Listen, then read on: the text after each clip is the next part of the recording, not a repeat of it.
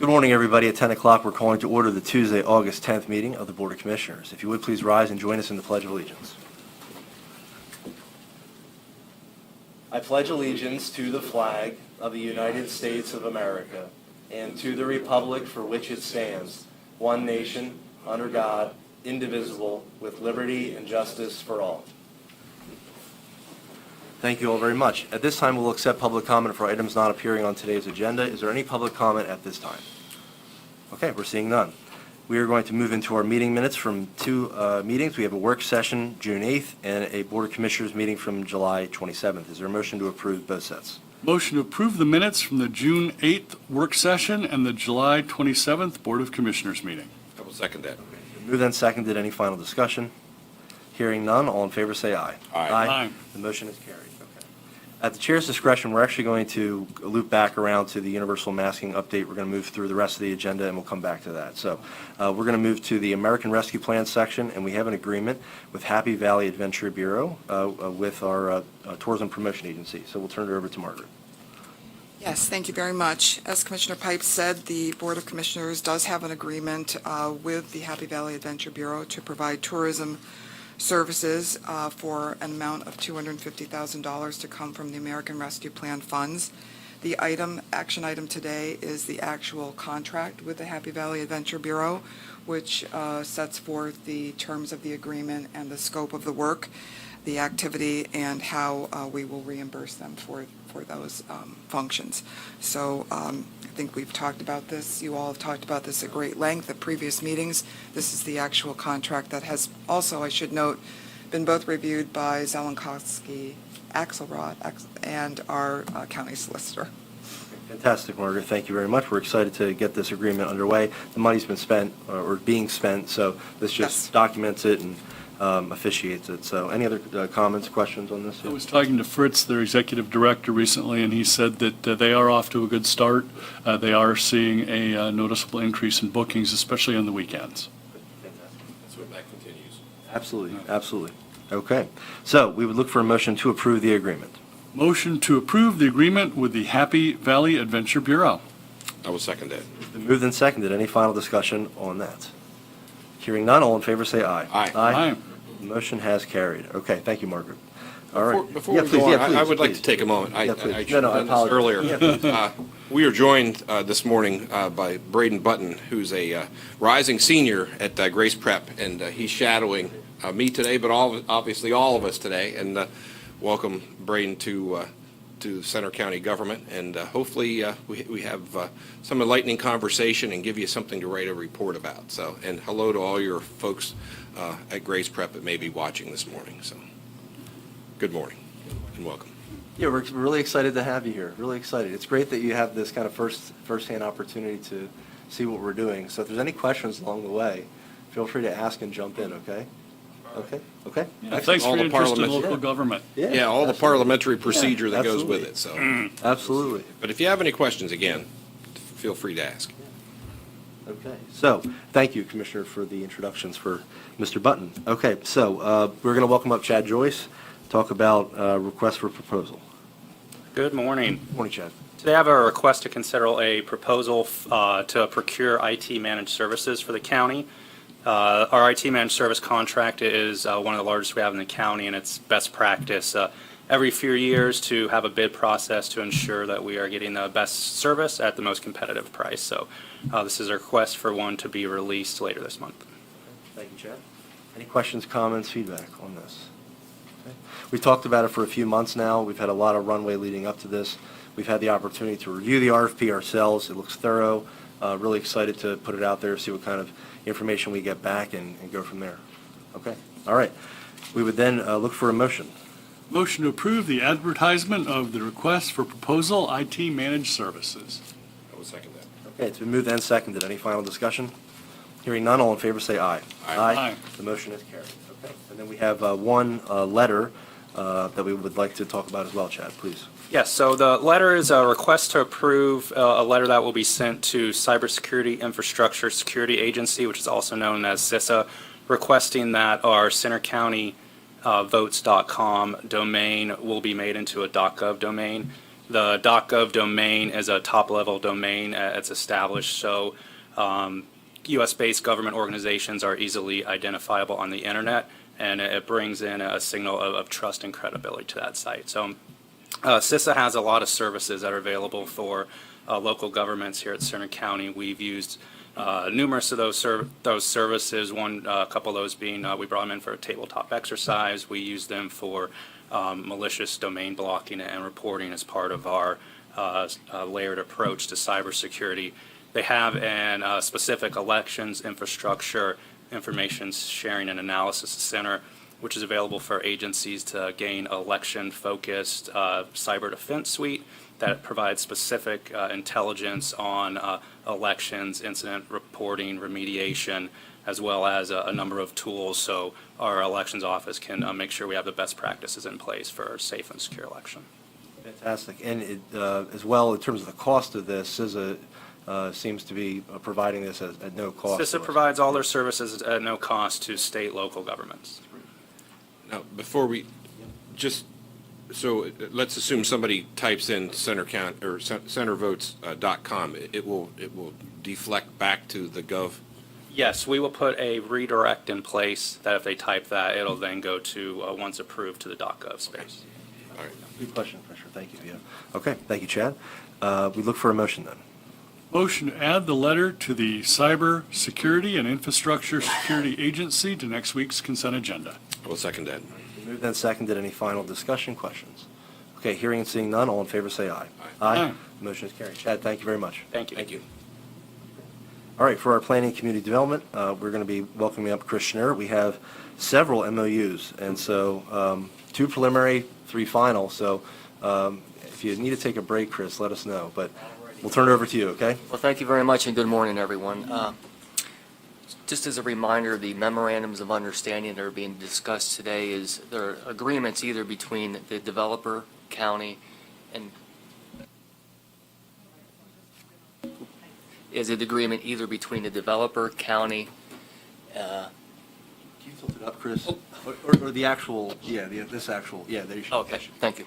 It's an agreement between the county engineer or developer, or the county developer and township, just depending on if the municipality has their own engineer. I have a short presentation to give today, and they are in the order as they appear in the agenda. And the first one is what's called Belrose Townhomes. It's a preliminary land development plan, and it represents 10 residential units. And where we are, this is located in Benner Township, and if we're heading to the top of the screen, we're going into Bellefonte, and if we're heading to the below screen, we're heading toward the I-99 interchange to get on Bellefonte. This was the former, it was a lot of formers, it was a former Dunlap Motors as well as a former Foxlore Mini Mall, and where they're proposing to develop the townhomes is just south of that, as you can see on the next screen. What they're intending on doing is putting 10 residential townhome units. They're going to gain access along a shared private drive along Clemens Lane to come in, and with the parking located to the rear of the property. The next slide is what's called Harvest Meadows. This also is in Benner Township, and this is also a preliminary plan, but this is a subdivision plan. This represents 322 lots. 81 will be single-family detached, 236 townhomes, and 5 open space lots on approximately 88 acres. And this is out by the airport along Fillmore Road. This is the University Park Airport, and if you take a right on the Fillmore Road, you're going to pass Floydton Bus, and this is the tract of land that is being developed, and there's several wells out here with the State College Borough well site, hence the Wellfield Lane Road, the road name. And the next slide, which is a general representation of what the developer, which is Burke's Homes, is intending on doing, is 4 phases. The area in gray is the area that is going to be, it's owned by the State College Borough Water Authority. They're in the process of working with Burke's Homes to acquire some additional lands for added protections around the well site. The single-family detached homes are primarily along the western property, and then the multifamily homes are basically phases 1 and 3. Once they get through with the preliminary plan, then they could come in with each of the final plans for the more detailed analysis for phases 1, 2, 3, and 4. Bringing almost, 350. That's a lot. That's a considerable amount. That's great. Right, and Just out of curiosity, you had mentioned about the State College Borough Water Authority wanting to acquire additional land. What impact does that type of development have on those well fields, just out of curiosity? speaking with the executive director of the State College Borough Water Authority, they're acquiring the additional lands. Let's go back to the previous slide. From what I understand, there's a well site on that wedge, and then there's a couple well sites in that location. I may get the numbers wrong, but at least it'll give you an idea of where they're thinking is. If you put, according to DEP, if you put in a new public well site, you need to own the property. It needs to have a 400-foot radius around that. They don't have that in some of these instances because these wells were developed well before the regulations for DEP. And so what they are doing is they're working with Berks to swap some land so that Berks will get some additional land, but then the Water Authority will get the additional land as well, and it's going to give them the 400-foot radius around that. And in reading some of the geological studies, this site has a really deep water table and good enough soils that the impacts will be very minimal, if any, to the site. Originally, this area was intended to be I think a 26-lot industrial park years ago. So it didn't materialize into an industrial park, but now they're intending on developing it into a residential subdivision. Okay, thank you. You're welcome. Good question. Pardon me. Before we move Oh, sure. on, Good to see the townhomes for that project, good starter homes for people, and also places safe for senior citizens to transition from single-family homes in this environment. So great to see those happening. The next slide, or the next proposal, is what's the Aaronsburg Dollar General, and this is in Haines Township, and it's just outside of Milheim Borough. As you make your way to the left of the screen, you're going to get into the Milheim proper, and then this is the western part of Aaronsburg. And what they're intending on doing is the property owner is reconfiguring these tracts of land that when it's said and done, they're then going to develop that into a 8,900 square foot Dollar General, with the proposed Dollar General located at that point with the entrance and exit along State Route 45. Then the last but not least, the next slide is actually there's two more. Next one is the State College Airport Authority's maintenance garage, and this is also out by the airport. This is the entrance to Alexander Drive with the parking lot for the rentals from the airport. And what they would like to do is put in a 4,332 square foot maintenance garage to allow for the maintenance of the rental cars as part of the airport. The parking lot already exists. They had built that a number of years ago, but now they want to be able to get some of the cars out of the elements for when they do their repairs on site. Is the name change, the transition official now? That it's the State College Airport? That's or- up for debate. Yeah. It's up for debate. Now, last but not least, this is the Sandy Ridge Wind Farm, which is partially in Taylor Township, Center County, and a lot of it is also in Blair County, Snyder Township. It's a little hard to read.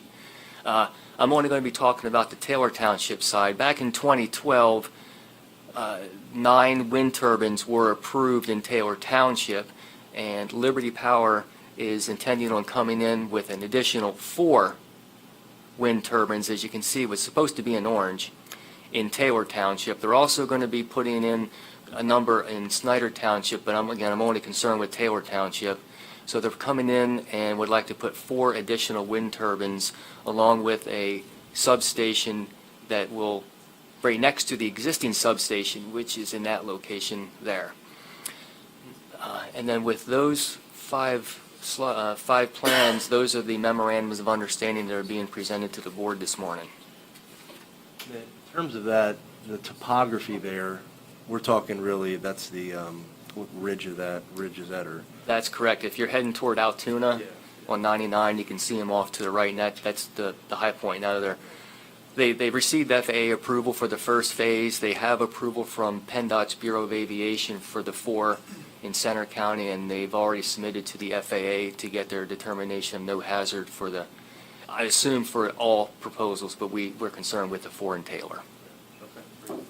Thank you, Chris. Typically, we see you for 1 or 2, so this is exciting to see development all throughout the county in different places, so thank you. Different kinds of developments, Exactly. too, residential, commercial, yes. Yeah, it's a very unique, different one, so yeah, thank you, thank you.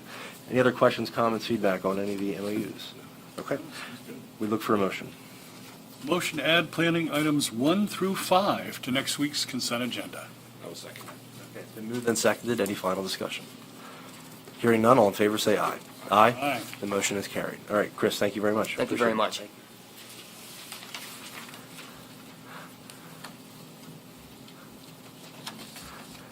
Now, we should say Natalie will certainly takes gold medal for amount of items, so we'll turn it over to you, Natalie, okay? I am fully aware that the agenda is packed today with Human Services, but able to get through. So the first one is on behalf of Aging, and this is our contract renewal with Center Region Parks and Rec Authority for our Active Adult Center. So the contract total was $356,141, and it's for January 1, 2022 to December 31st of 2024. So to reference, to remember to the board, for a 1984 agreement we had with COG to operate the senior center in State College. And so 3 years ago, we worked with them to update the contract to outline our fiscal responsibilities as well as the responsibilities to operate a senior center based on the Department of Aging. And so those 3 years are now expiring. And because of the budget process that both we do at the county and that COG does, it is better that we do it earlier, so then they have enough time to vet it through their budget process as well. So it seems a little strange that we're doing this 5 months ahead, but it really is to accommodate all of our budget cycles that we do. And so we sat back down with them again, went through our budget with them again. This really just shows a 2% increment, for the years. We are continuing, I think we have until like 2024, 2025 with that additional 5,000 for the renovation and rental at the Nittany Mall. And so just to highlight 1 or 2 things, right, as 2020 had kind of downsized our ability to have our senior centers open. They have opened back up since mid-July. But previous to that, in 29, they were serving, they had 563 different people served in a year. And about 30% are out of the center region.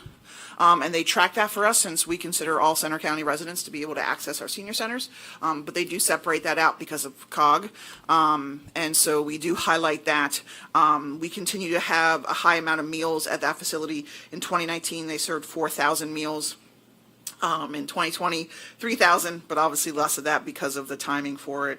But we're, projecting, approximately 350 center region folks to go in the next coming year. But we're hoping to add additional to that. They are doing some revamping of their schedules. They're adding some new programming, Silver Sneakers, Master Gardeners, a walking program, drumming. They're going to look for new recruits, right? We lost some participants over the last time period, and so as we are returning to regular scheduled programming, so to speak, they're going to look for some new recruiting opportunities for that. But our location remains at the Nittany Mall for this site. Transportation is available, and our funding really goes toward the rent, utilities, staffing, operations of this senior center. So you said about 70% of the folks who attend are from the center region, but we do have, so using your numbers, maybe about 90 to 100 Yep. seem to be from outside. That's great, because we Yeah. wanted to make sure that the center was not just for folks, and any center really. We have it geographically spread out, but this one in particular, due to its size and proximity to some other municipalities. That's great to hear. I think our based on Chris giving his presentation, Benner Township, right, is very close to the Nittany Mall. And so you have the opportunity for people from Benner to come, but Benner's typically been associated with the Bellefonte Senior Center. And so since they're outside of COG, we still wanted that opportunity for individuals to go there. Sometimes we get some walk-ins who are there and want to check it out, so they're able to walk into the mall and do activities. But yeah, it was important for us to have that accessibility for all of Center County. All right, great. So we have another 3-year contract with Center Region Park and Rec to move to next week's consent. Would there be a motion? Motion to add the contract renewal with the Center Region Parks and Recreation Authority to next week's consent agenda. I will second that. It's been moved and seconded. Any final discussion on that? Hearing none, all in favor say aye. Aye. The motion is carried. Okay, we'll move into the CYS Okay, item. so we're going to break this up because it's 29 contracts. So the first 3 contracts are for the last fiscal year that we just completed, July 1, 2020 to June 30th, 2021. And typically, right, we come to these for you because of some end-of-year decisions that we needed to make on behalf of some kids. So this is primarily just childcare that we were able to offer. So those total $15,093, with the county share being $3,019. So then contracts 4 through 29 encompass our next upcoming fiscal year. They include daycares. So, we do daycare at 3 of our YMCAs, Penns Valley, Bellefonte State College. It also really highlights our legal services that we do. So not only with our own public defender's office, but with the solicitors that children and youth hire on. So these contracts are included in this. Our contract also with our Children's Advocacy Center is in this pile, which is a really important contract that we have to provide that support to our community, and that we're able to fund it. The largest one is number 8, which is Fix. Fix is Wardell and Associates, as they are called, but that's really our reunification independent living. It is our largest contract on there for those services, which are really important to us. So of these 25 contracts, the total is $3,610,414.96. $3,610,000, yep. And the county share is $733,306.59, which is about 20%. Some of the contracts vary from 10% to a 50% match, depending on the service for children and youth. But for us, it's about a 20% match as averages out for all of these contracts. So, Thank you very much, Natalie. Again, the leveraging of dollars locally to draw down from the state is incredible, so thank you for highlighting that. Absolutely. Okay, we look for a motion. Motion to add the Children and Youth Services items 1 through 29 to next week's consent agenda. I will second that. It has been moved and seconded. Any final discussion? Hearing none, all in favor say aye. Aye. The motion is carried. so the last is for MHID. So items 1 through 3 are specific to our early intervention program.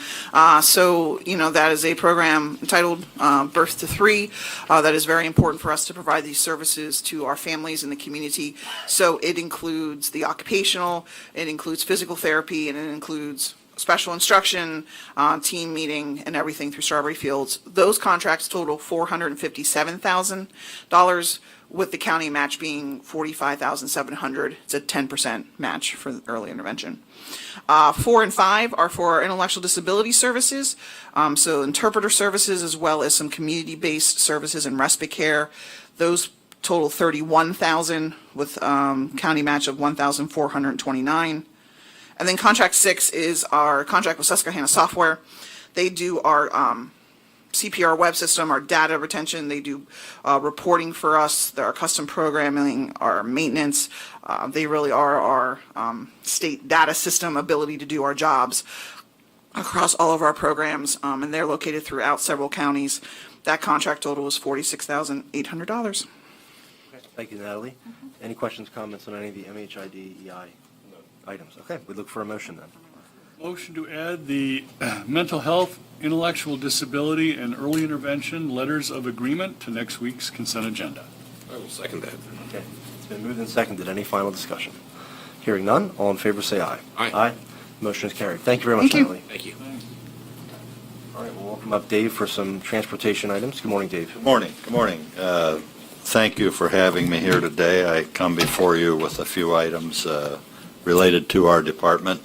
The first one would be to ask the board to consider our persons with disabilities rate, copay rate for the clients that we charge them. We're mandated by the state, by the PennDOT and the agreement we have to have the same copay as the other ADA providers in Center County, which would be Cata Ride and the likes of those. So they're raising their rate to $4 per trip, and we're mandated to have the same structure.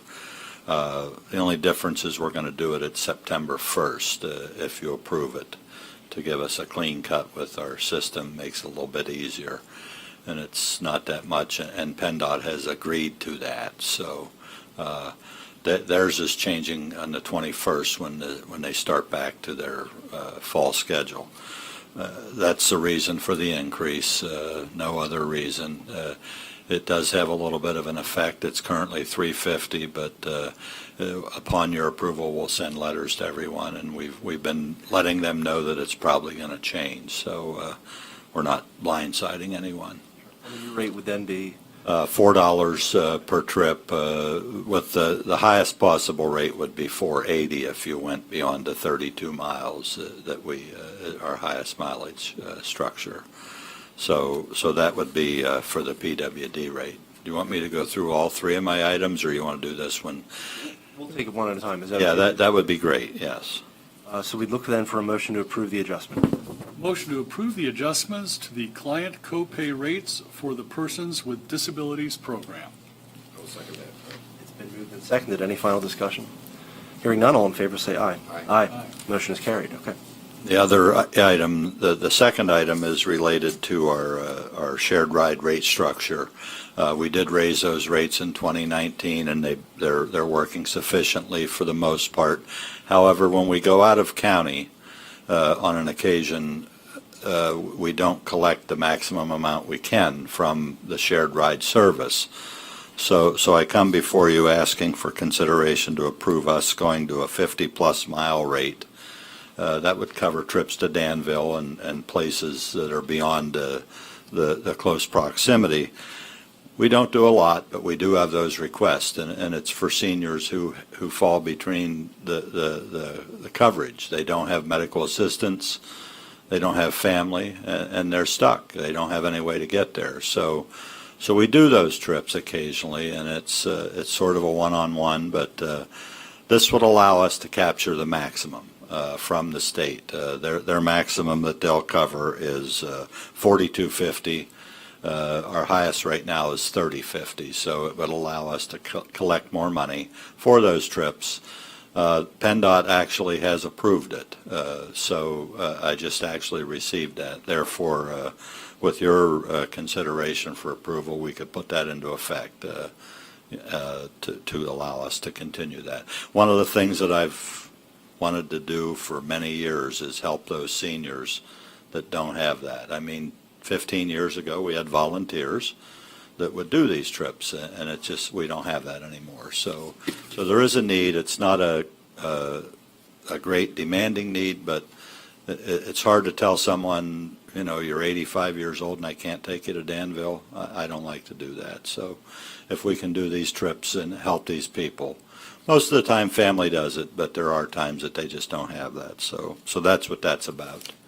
Thank you. No, we appreciate you going. It wouldn't change the other structure at all. The other structure would remain, and we've come to the conclusion that it's sufficient right now, so we don't see any need to raise the other mileage rates, but this one would be for the long distance. Thank you. Thank you, Dave. Thank you for looking out for the bottom line, capturing as many dollars as possible. We appreciate that. We look for a motion to add the notification. Motion to add the notification to PennDOT to next week's consent agenda. Been moved and seconded. Any final discussion? Hearing none, all in favor say aye. Aye. Motion is carried. Okay.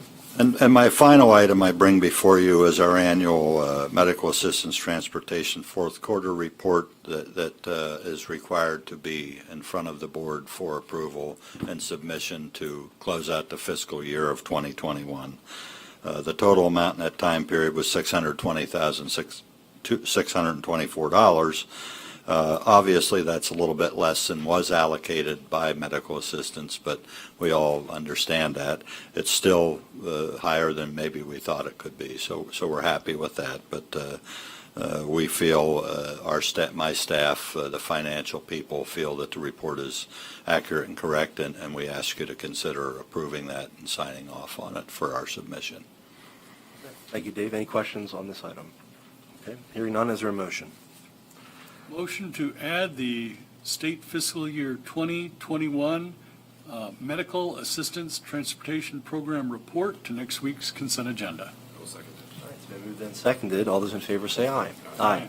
The motion has carried. Okay, Dave, thank you again. I just want to share quickly on the adult living center. We do get people from all over the county that utilize on their trips and stuff, so it's a great thing.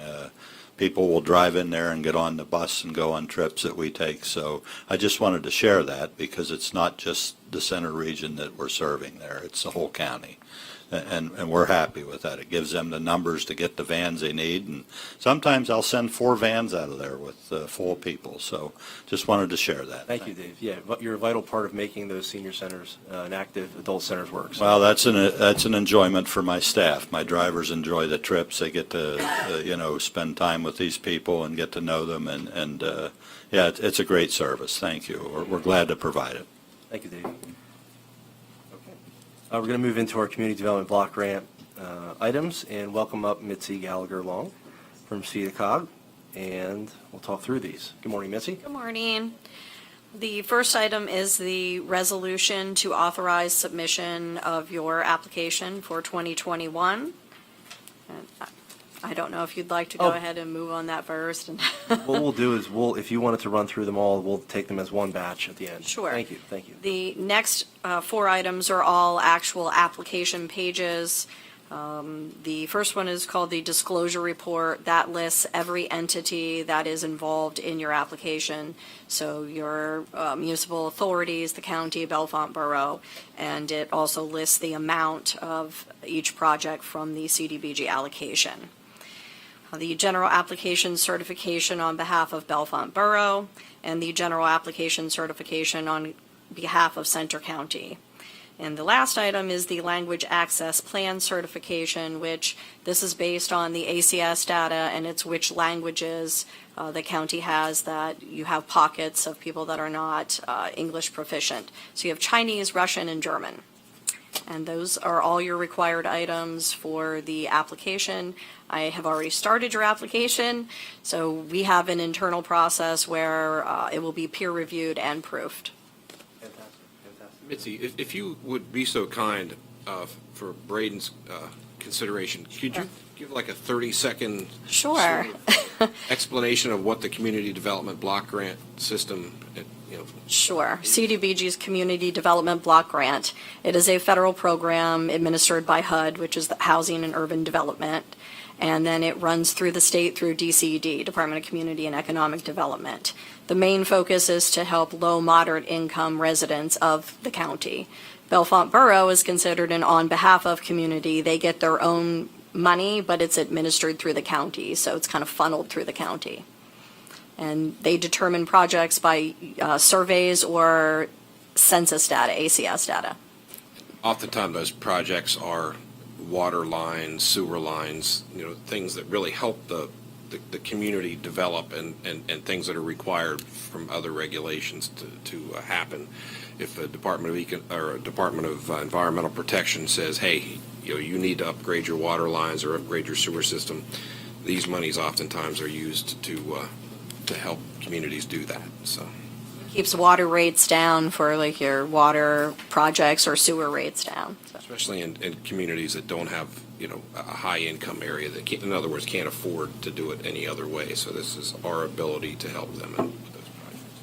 I think just to highlight one, I think we just replaced a 100-year-old water container in Unionville, right? Wasn't it?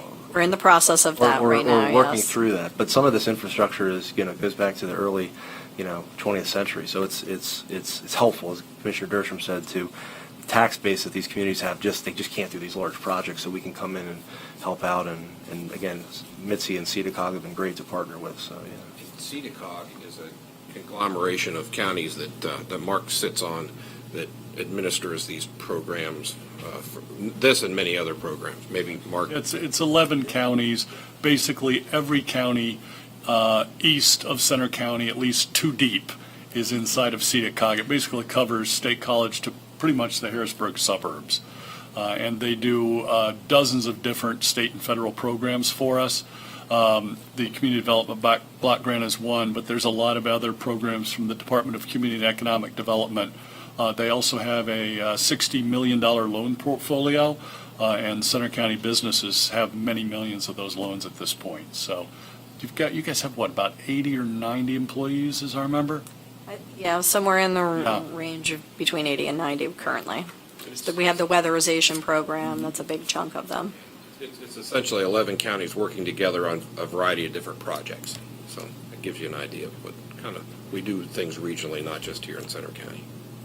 Partnership and collaboration are things that we're always trying to work on, and CDBG is one of the main ones where we as a government go out, work with local municipalities, but then the private sector will come in and do the projects, work on those.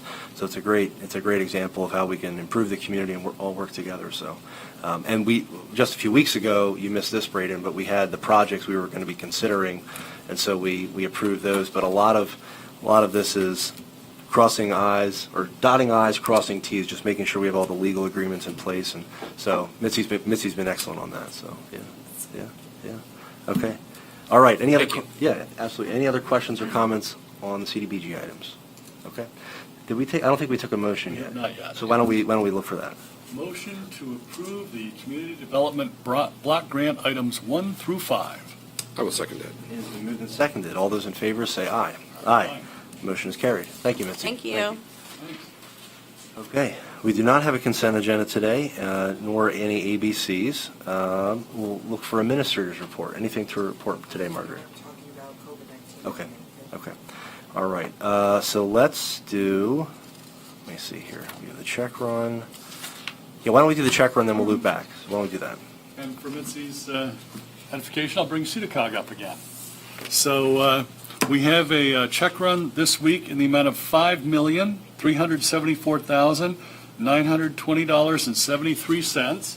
And the main reason why the check run is so large this week is the very first check on the list, which is a check for exactly $3 million from the Center County Commissioners to Cdbg, our regional economic development group. This $3 million is federal American Rescue Plan funding for the Center County Commissioners Small Business Grant Program. Cdbg staff has been working very hard on this. I was getting emails from their employees last night until almost 10 in the morning, and I got another one at 7 o'clock this morning.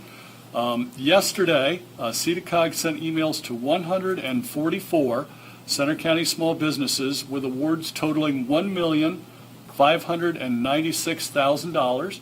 Which results in an average grant size of just over $11,000, which is right in our target range. These businesses still need to sign and return their assurances and agreement documents to Cdbg. This batch of 144 businesses covers all successful applicants through close of business Thursday, August 5th. So that's all the applications we received between July 20th and August 5th.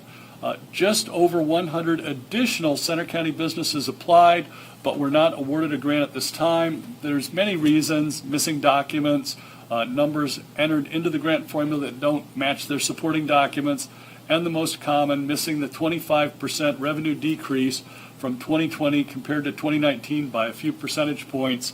My dentist was at a 21% revenue reduction. Sorry, Dr. J, can't send you a check. All of these businesses can go through a follow-up and appeals process administered by Cdbg because the commissioners want our small businesses to receive this money. But I think it's safe to say that over half of the funding for the Center County Commissioners Small Business Grant Program has been allocated in just the first 2.5 weeks of the program. The commissioners awarded CARES Act grants to 437 small businesses last fall. And this grant has enough funding for as many as 300 small businesses. The businesses are eligible regardless of the number of small business grants they may have already received. There's still time to apply. Visit www.cdbg.gov centercountypa.gov, and spell center the way we do here in Center County. Scroll down the screen a little bit, and the Center County Commissioner Small Business Grant Application link is on the left side. Please apply today. So I will make the motion to approve the check run dated August 6th. I will second that. It's been moved and seconded to approve the check run. Any final discussion on the check run? Hearing none, all in favor say aye. Aye. The motion is carried. Okay. All right, so we're going to come back to the COVID-19 planning and response section now, and we are going to turn it over to Margaret for a discussion there. We have the policy in front of us, but Margaret, please. Okay, thanks very much. So you'll probably take a note that COVID-19 has not been on one of our agendas now for several weeks.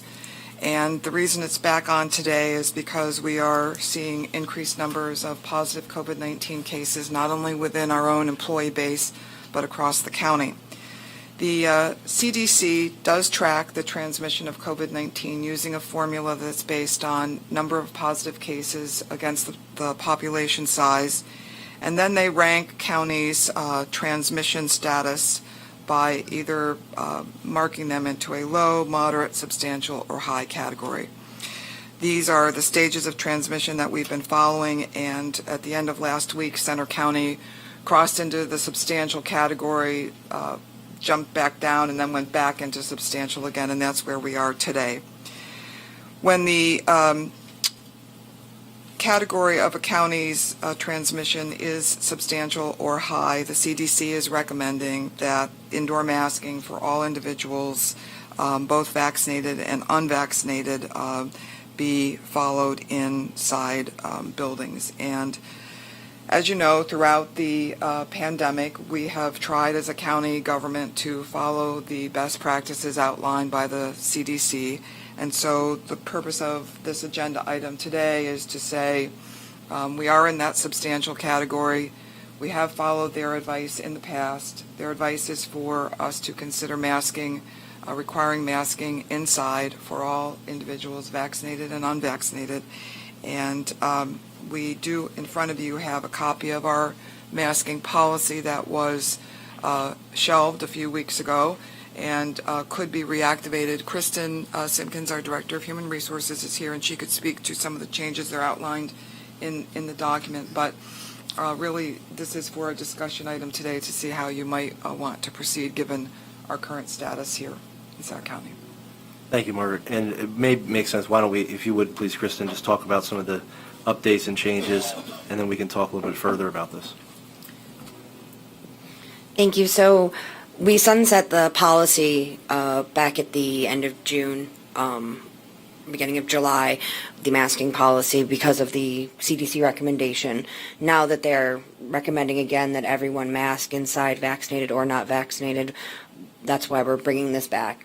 Some of the changes include our prior policy had stated that we were providing masks to all of our employees. We've already done that, so we did remove that information from the policy. We did change some of the action that would be taken if someone is refusing to mask. They will be, of course, notified that they do need to comply. If they do not, then they will be sent home, because it is a requirement to work in the office. We have also clarified that it also extends to our county vehicles. If an employee is traveling in one of our county vehicles with someone else, they need to wear a mask, because we did have some occasions of transmission or exposure due to that prior with unmasking in vehicles together. So we wanted to make sure that was clarified in the policy as well. Thank you, Kristen. I appreciate you highlighting that. Thank you. So we should say we had paused this, or really shelved it, due to the CDC guidance at that point. The CDC guidance at that point was for individuals who are vaccinated, they do not need a mask. And then a few weeks later, or a week later, we then said, based upon Pennsylvania Department of Health guidance, as of a certain date, nobody had to mask up. And so now things have changed and that was based upon the first alpha, I guess, variant of COVID-19. But now with the Delta variant, it has changed things where it can be passed from an individual who is vaccinated. And due to the fact that we do have a lot of employees who are still working at our many buildings, we need to be careful. So this would essentially bring back the policy, and it would be where if we're in a substantial or high category, however the CDC is defining the tracking of that, this plan would be in place. And I think as we see more individuals coming into the county for football, for university, we will most likely be in that category for quite some time now. And I think the big thing, two big reasons, really three, but two main ones for me would be the continuity of what we do here in county government, where we recently had a positive case in county government. We've had a number of people in that office quarantine, and it does affect the operations of that office. So masking, in my view, from the CDC's view, would help us to not have those instances where we have business operations affected. The nice thing about this, or I guess the silver lining with this, is that there are changed quarantine procedures. We don't have that today in front of us. Maybe Thursday we can look at that. But if somebody is fully vaccinated, they don't have to quarantine for 14 days. It's a lower threshold, and also we just need to wear a mask when they come in. So there's benefits there as well. When we put this policy in place last year, we were in a much different position. We now have the vaccine, which helps us get through this as well. So the first one is business continuity. I think the second one is a more just a moral one, or just that where I think my fellow commissioners, Margaret, we really care about the people who work here, and who we contract with, the citizens who interact with us when they come into our offices. And bottom line is we just want to keep them safe and keep them healthy. Make sure they can enjoy wonderful things coming up, Grange Fair, Penn State football games. Our great environment we have here in Center County, and so we just want to keep everybody safe. So I think it makes sense to bring this back for the time being. Hopefully we can reduce our case numbers, and we will see that reduce, but I think for the time being it's the best thing we can do at this point. So I'll open it up to my colleagues for any thoughts or considerations at this point. Well, I did read the CDC's new guidance, just came out a couple days ago. It's about 15 pages long. And I think, Mike, you've made a good summary of it. One point I'd like us to look into in a little more detail, though, is when exactly we should enter masking for county employees, and then under what conditions we would then exit masking for county employees, because right now we're sort of bouncing in and out of substantial. I'm sure probably by the end of the month we're going to be in substantial pretty much full time. So I think we need to define when we would enter masking, which might be very soon, and then hopefully once conditions approve, when we can exit the masking. I know a whole lot of people, and unfortunately at this point I know of several dozen breakthrough infections to people who are vaccinated. Thankfully, nobody's gotten very ill, but to your point, it does affect county continuity of operations. Some departments might have 40 people in them. 7 people have to quarantine. We'll probably be able to keep moving. Some departments are 3 people, and if all 3 of them have an issue for quarantining, then we're going to have other problems throughout the county, because every department's important regardless of its size. So having read the CDC guidance, I think we just need to define when we enter and when we exit. It's a great point. It's a great point. This is really tough for me. We waited a long time. We got many of us got vaccinated. Some have natural immunity. Those of us that have acquired immunity, I don't believe I had the disease, but I got my immunization. At some point I would have hoped that we wouldn't have had to have this conversation. I think there's a lot of unanswered questions out there, and there are a variety of variants that are circling the globe. It is with great reservation that I say we probably have to go back to a masking situation temporarily. I would like to see a date for review of this, and I would suggest the 1st of September being the first of those dates. I don't know what the future holds. But I do know, particularly in our correctional facility, that there are some severe ramifications if we do have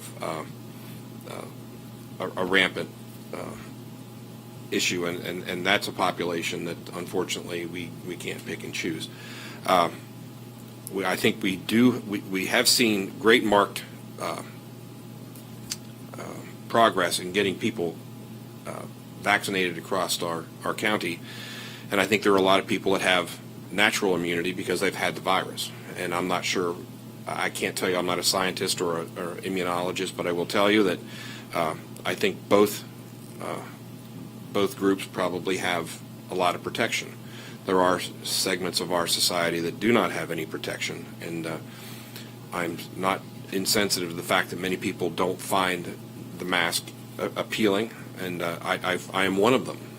But I do understand that for the short term, we do have a responsibility to look at, our operation, and I think if one group of the county has to wear it, then I would suggest that we probably all should follow through. So I gave this a lot of thought, and I think it's something we can do, at least for the near term, to see where this disease goes, and hopefully, and I know that the mask is not an end-all and all. The virus is much smaller than the pores on the mask that you're wearing, Michael, and you're not going to keep every virus particle in or out of your system. But I also realize that it's a highly it's transmitted through either nasal or respiratory exhaust, and if nothing else, it'll keep that exhaust in a more contained area. But I think we have to be sensitive to the fact that many of our folks in our community don't feel the way that perhaps I do and we all do here. But I hope that there's a certain modicum of respect that while we are operating in uncharted waters as far as this disease goes, we have to look out after our whole organization and make sure that everybody's protected. And I think whether you've been vaccinated or not, or whether you have natural or acquired immunity, I think this is probably something that I can support, at least for the near term. Thank you, Commissioner. And I think this is really the first time that we're doing, so we're not sending anybody home. We're not going to full remote work status or rotation. We're still saying everybody, come into work. And citizens, you can come into our building, but just we're asking for folks to mask. And so that's really what this does at this point. There may be future conversation on Thursday. I think it would make sense to talk about the quarantining, just so that we can push that out to employees. And also when do we come out of this, which I wouldn't have the answer to that right now. It may make sense just to say through the end of August, review it as we come forward and see what happens. But I think many of us think that it's most likely going to increase as we go forward. So. Yeah, I think that the genesis of this is the fact that we did cross into the substantial category of the CDC. Right, exactly, right. And Right. it's at that point that the CDC is recommending this full masking. Right. So if we tie ourselves to that categorization, and if we drop, we reevaluate daily and weekly, come back to you and say we're in the low category, okay, that changes the game here. If we're still in substantial or high, then that means it stays a little bit longer. But if that's I think our barometer, our measure, pretty much that we would be paying attention to on a regular basis, daily basis. The CDC specifically says for substantial or high transmission areas, like that's the categorization that they use. Right. Sorry I didn't make that point more clear in the beginning, but that is the reason for this, because we are in the substantial category. Yeah. And also in our community, I was looking at this, if you go to Target, Walmart, Home Depot, I say Walmart, Target, Home Depot, there's another one in our community, but they're all requiring anybody who's vaccinated. Wegmans, I think. I don't know if Wegmans is requiring it, but they're highly recommended. So there's requirements coming back online for even outside of county government. And again, this is just for county government. This is not for all of Center County, just for our buildings. And also we should mention the President Judge, we've spoken with President Judge West, she's in favor of this as well, bringing this back for this time period. So I would say maybe to put your review, I think is absolutely healthy. We can include that in here at a certain period of time.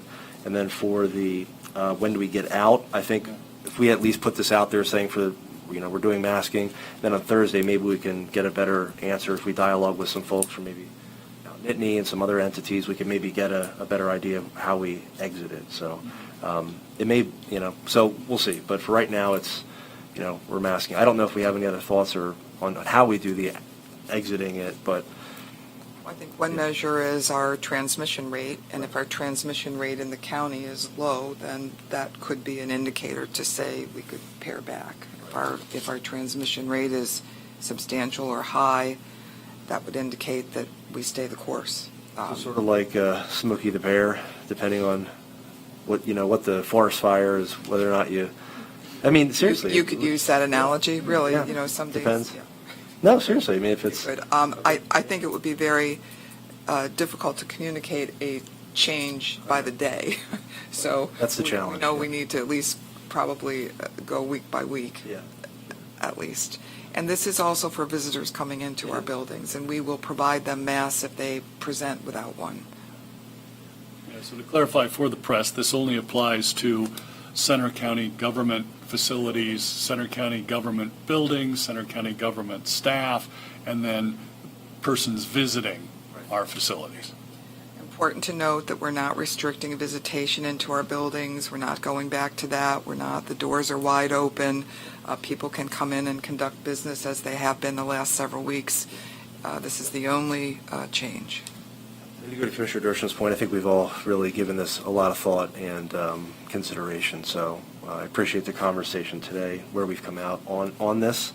And so if there's a consensus, we can move forward with readopting the COVID-19 pandemic policy, universal masking at this time. Would there be a motion to Are we talking What would be the- effective what would be the tomorrow, effective effective date? Monday? That was tomorrow? Yeah, tomorrow. We can do that. Is that where? Is that- Okay. Okay. with a review on September 1st, correct? Okay. I would support that. Okay. That sounds good. All right.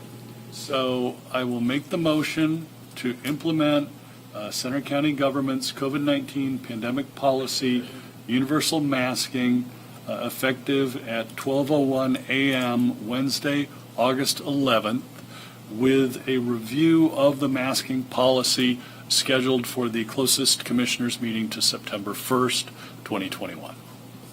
I will second. It has been moved and seconded. Is there any other discussion or comments on this? Okay. All right. We're hearing none. All in favor, say aye. Aye. The motion is carried. Okay. Margaret, thank you for the presentation on that. Thank you. Okay. Thank you, Kristen, as well. Thank you. All right. All right. So finally, finishing up our agenda here. We have no CNET requests, but do we have a voter registration report? We do, Okay. we do. We have this morning 104,807 registered voters in Center County. The lineup appears as 43,984 Democratic registrants, 136 Green Party, 682 Libertarian, 13,971 no affiliation, and 42,169 Republicans. That's down 17 from last report. And as I was explaining to Braden a little earlier, there are a variety of other parties in the lineup that include 3,865 members. And the feature party today is I pulled this one down off the bottom of the page, and that is the U.S. Pirate Party. The U.S. Pirate Party has one registered voter in Center County, and we'd like to recognize the U.S. Pirates as a bona fide voting bloc in Center County. We have also this morning a precinct profile, and that we'd like to highlight precinct number 32, which votes at Our Lady of Victory Church on Westerly Parkway and State College. In the primary election, there were 864 registered voters in precinct 32. There were 411 ballots cast, which leads to a turnout percentage of 47.57%. So, again, thank you for a pretty good turnout in Precinct 32, and thank you to Our Lady of Victory Church for allowing us to use your facility. But the folks that make it happen in Precinct 32, we have the Judge of Elections, which is Chris Paveglio. Chris Paveglio. Minority Inspector Mark Johnson, Majority Inspector Stan Beerley, and the clerks are David Nettles, John McWilliams, Stacy Wiersma, Lisa Stuppy, and Mark Thorwart. So I want to thank them for their help, and we'll be seeing you in November. And if you have any other questions, Braden, about how this works, I will leave this with you to study, and you can see all the various parties that make up our voting block here in Center County. Thank you, Commissioner. Thank you. All right, do we have any executive sessions to report? No executive sessions to report. However, we do need to meet in executive session to discuss a personnel matter before the meeting is adjourned. Okay, all right. We have the balance of our meeting scheduled there. We have no members of the press here, so we will not need to entertain those at this point. We would look for a motion to go into executive session for personnel matter. Okay, thank you, Margaret. Okay, is there a motion? Motion to go into executive session for a personnel matter at 11 o'clock. All those in favor say aye. Aye. We are in executive session. Thank you all. Have a great day.